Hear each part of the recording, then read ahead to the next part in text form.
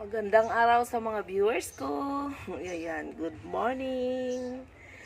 Ayan, may tips ako ibabahagi sa inyo.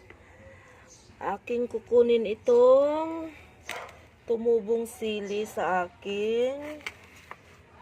Ayan. Natanggal ang kanyang ugat. Natanggal ang lupa. Ayan, ayan. Dahil natanggal siya, aking itatanim ito. Ililipat ko siya dito sa isang paso.